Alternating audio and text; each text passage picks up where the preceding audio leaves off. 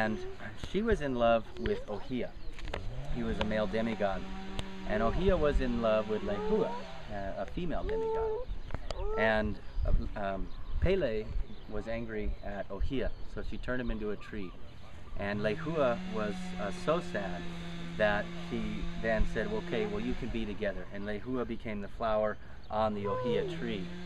And for that reason, you're not supposed to remove the blooms from these trees and separating the god and the goddess, the Ohia and the Lehua.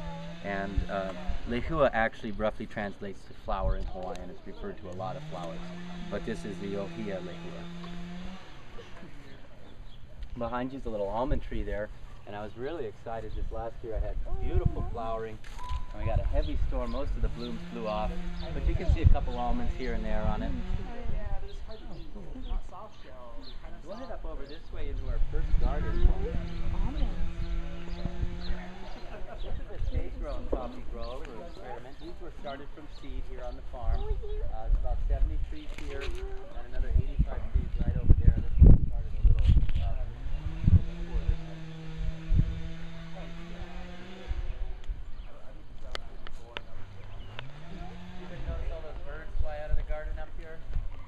Birds are our #1 predator up here in the garden. We do not have rabbits, gophers, squirrels.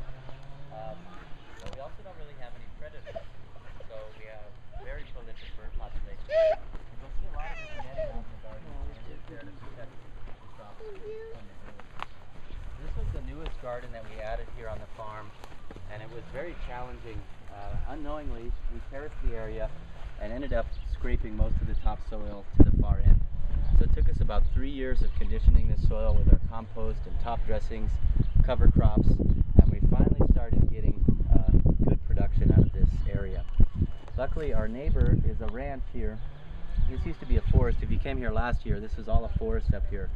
And they cleared it out to open their pasture land. So we now have increased photosynthesis rate, and our soil is ready to produce, and here's what you get. So at the far end, we have cilantro that is in the process now of going to flower. And a lot of gardeners might take this out. We use this as an opportunity. We want to leave the blooms in the garden to attract beneficial insects and pollinators. In the islands here, it's illegal to import predator insects. So you cannot import ladybugs, praying mantis, but they're here already. So if you make a good environment, you can kind of host those beneficials. So that's what we're going to do with the blooms. And then, of course, if anybody's grown cilantro before, you end up with coriander seed at the end of that, which does go into the restaurants. We're bordering with nasturtium, not only an edible flower, but also it's a border crop to deter or detract pests. Whitefly does not like nasturtium. So it's planted in the borders of the gardens.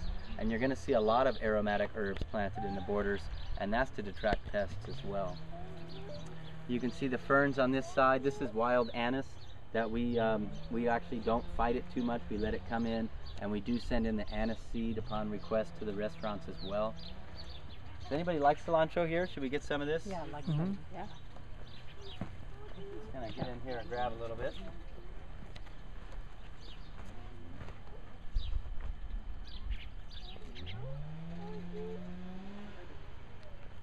Is that just like dew on there?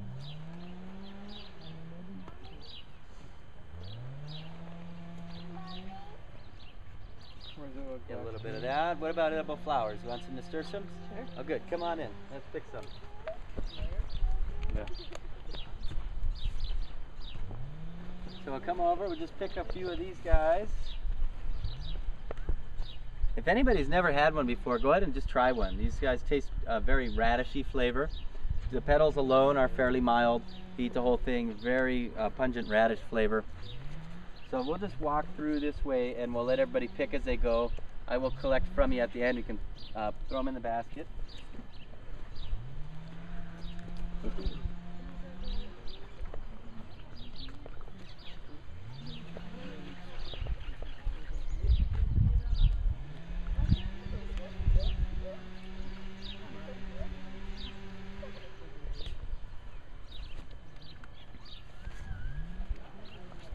Under the nets here we have lettuce, and lettuce is one of the crops that we direct seed here.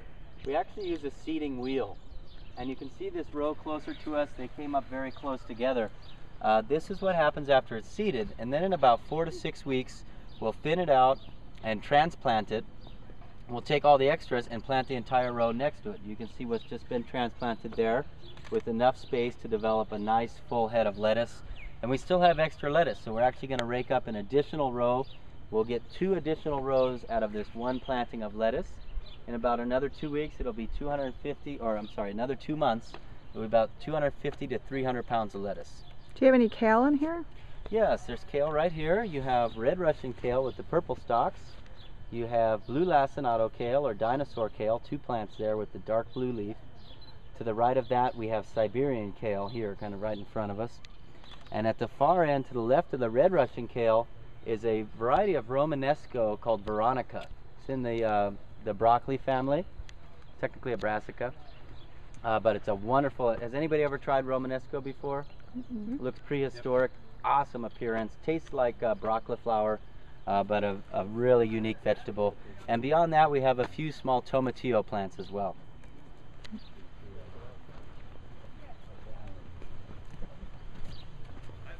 How many edible flowers do you have in the grounds? Oh, it's hard to say.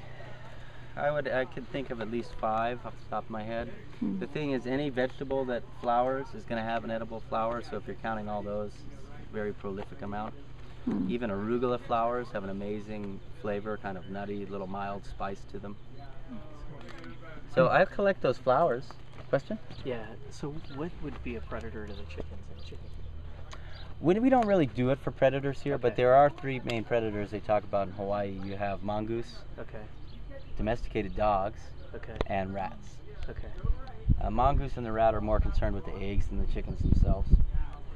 But the dogs actually, and nobody here has dogs, but they do come on the property occasionally. The original concept with this is a chicken coop right over here too, behind the Chayote Squash there.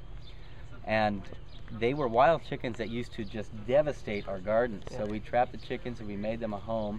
And now we can actually let them out and free range them and they stay out of the gardens. And it just opened our eyes to the possibilities with chickens. So that's when we invested in the chicken tractor and we're starting to develop that. Here's some seedlings just planted. These are Rutabagas, one of our favorite root crops, and we'll see more of those out in the gardens. I can see some people have flowers over there. If you don't want to tote them around, you can throw them in this basket.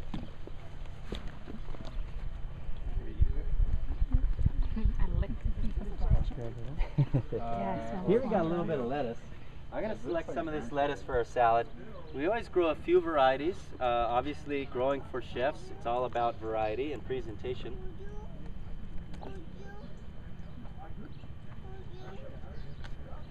There's a couple of these right here. This is a new variety for us. It's called Nevada. It's kind of your classic leafy green. This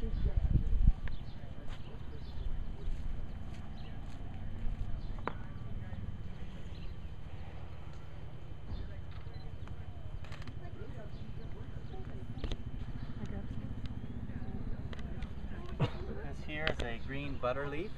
Beautiful texture to it.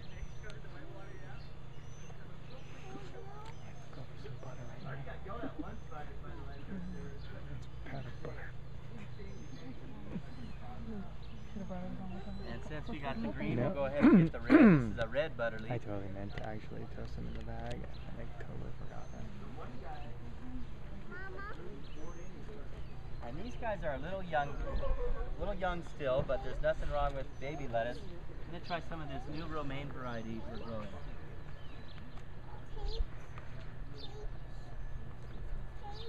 So ideally you'd let it kind of grow it until it kind of closes up. But like I say, nothing wrong with baby greens. So we'll throw that in the mix. So is it a shorter variety of romaine? Right, yeah, it'll be a little shorter. It'll still ball up like a normal romaine, but we'll only grow up to about 6 inches. That's a large one. And you found the next stop right there. What do we have over there? Radishes? Arugula. Baby arugula. So you can see where everybody is there. We can file in on both sides of that row. Let's pick a little bit of arugula.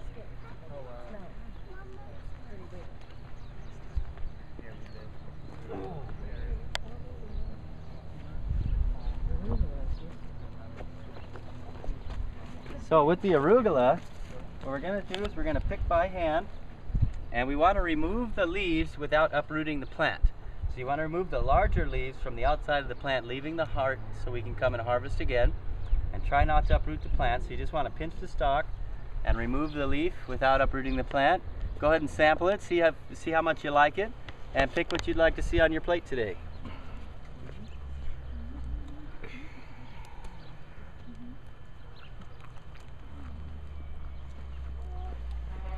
Very distinctive flavor.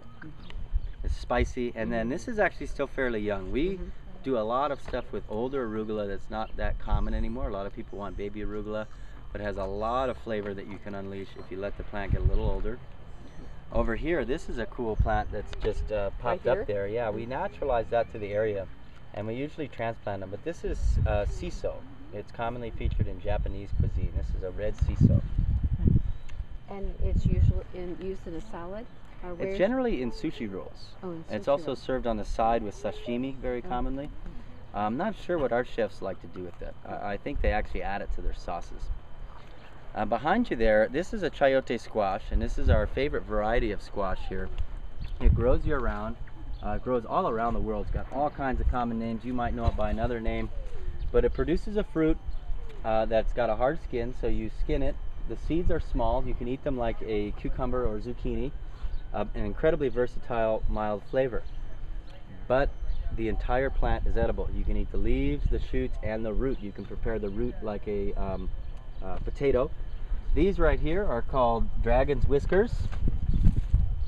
So if we want to get some of those, if you're interested in trying some of those, pick some of those off, and we'll give them to the chef, see if he does something with those for us. I'll come along and collect the arugula.